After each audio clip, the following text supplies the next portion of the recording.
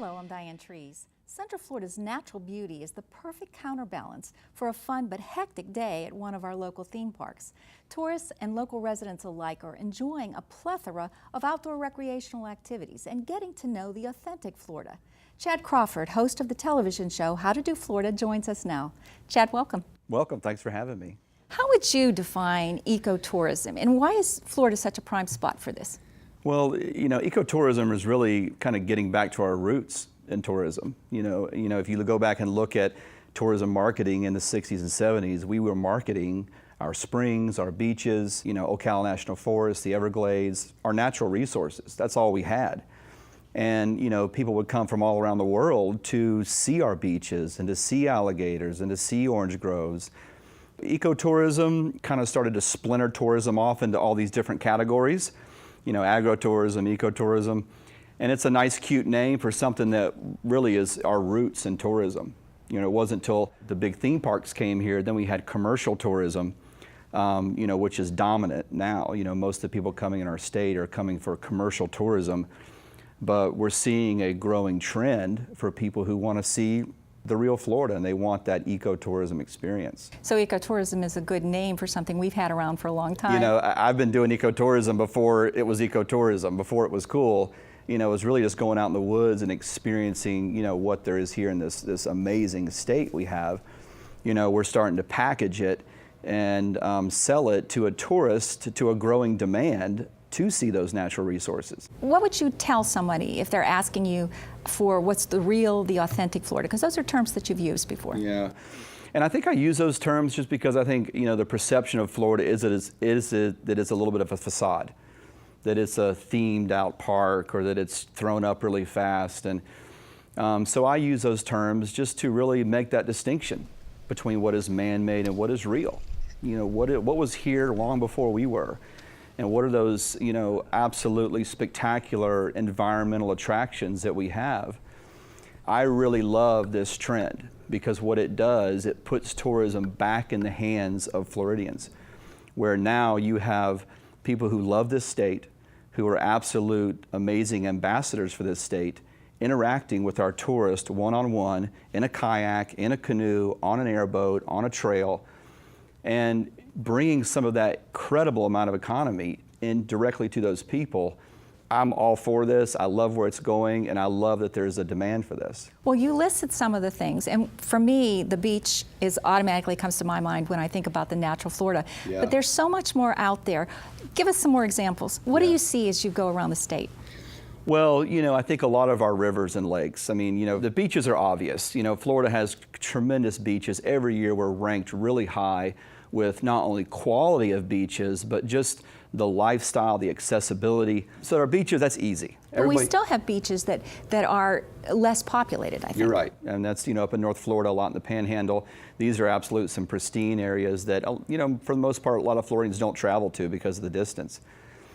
But, I spend a lot of time on a lot of our rivers, the Suwannee River, the St. Johns River. These are incredible treasures to our state, some of our larger lakes. I do a lot of camping. There's a lot of incredible camping opportunities. And our state parks. Florida has some of the best state park system in the country.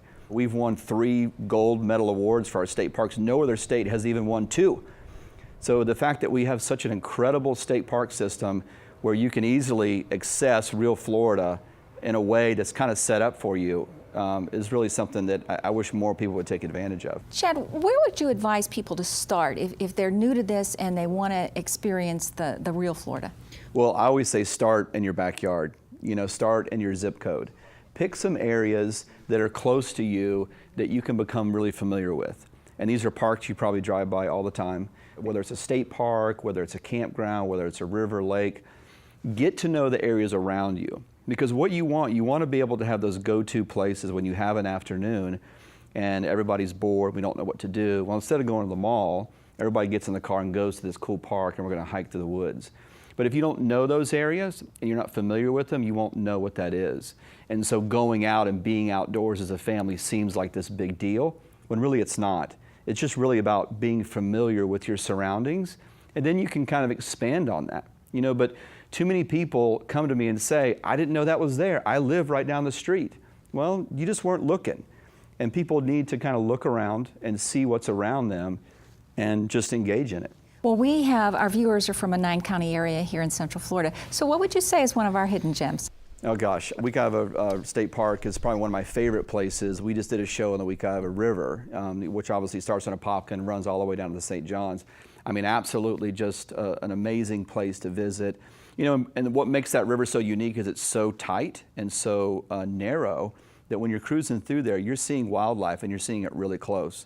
And whether it's alligators or turtles or otters or all kinds of egrets and wading birds, you know, we have great opportunities. You know, believe it or not, Florida's the hang gliding capital of the world in terms of how much hang gliding we do here as a state. There's a lot of great places to hang glide. That's a really cool thing to do. Lots and lots to do. You know, we've done over 100 episodes, over 200 activities, and I think we've scratched the surface and there's still a lot more to do, but yeah, lots of stuff to do here in this state. Why do you think that this is growing in appeal? You know, we've had the theme parks, like you said, but why do you think that this is a trend? People seem to really want to get back to know what's around them and the nature kind of thing.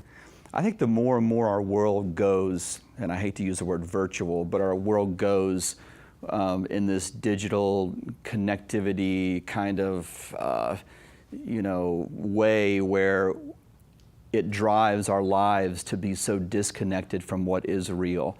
I think it's natural part of being a human to want to connect to what is real.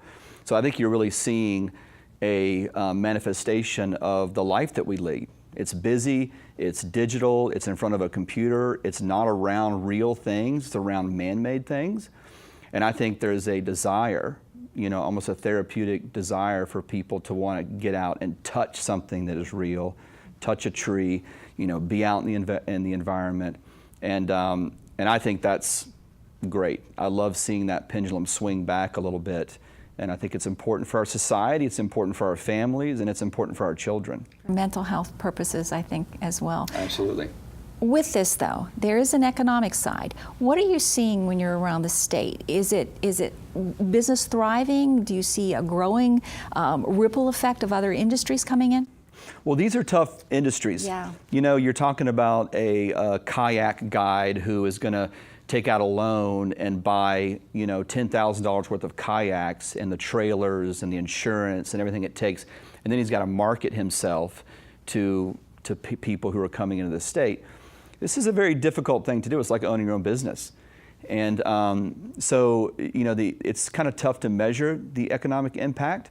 But, you know, I think our state needs to do whatever we can to support these individuals. Because again, these are the people who we want as ambassadors for our state. These are people who probably have left some desk job, and this is their dream to guide people on this river or to show them the real Florida.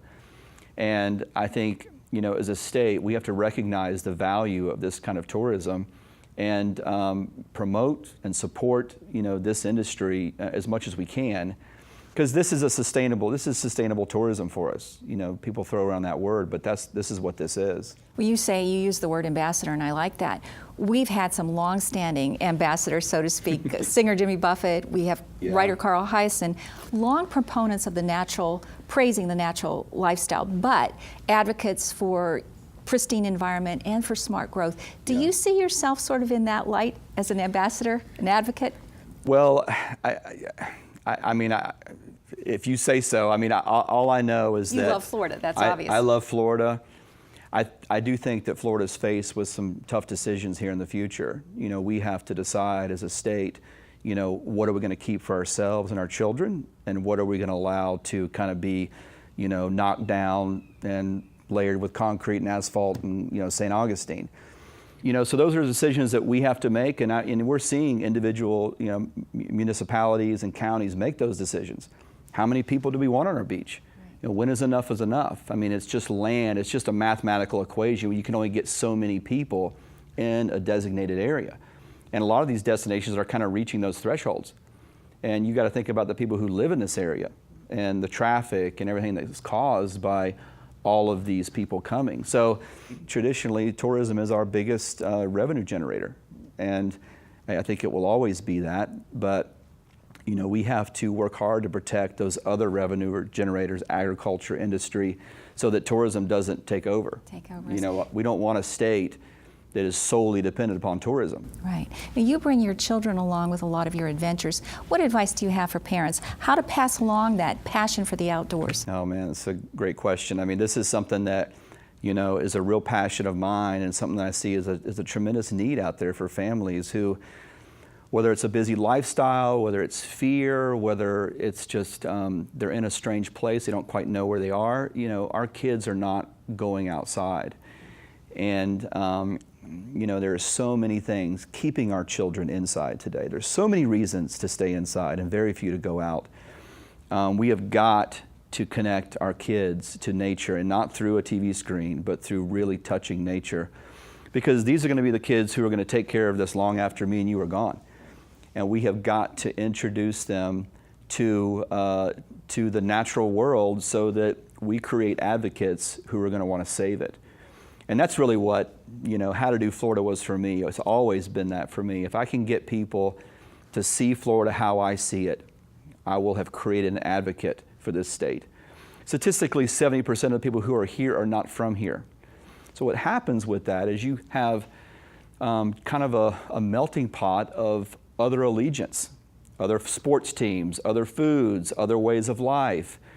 And so Florida can suffer from a little bit of an identity crisis. We don't quite know who we are because we're a lot of different things. We're not one thing. And people won't save or advocate for something they don't love or they're not familiar with. And so the goal of the show was always to connect people to the Florida that I knew and loved, because I knew once they got a taste of it, they would love it too, and they would want to save it. And we just need more of that in our state. We need more state pride. We need more allegiance to the things that make Florida, Florida. And the natural aspects that bring us all together. Yes. Thank you so much for being here. You're welcome.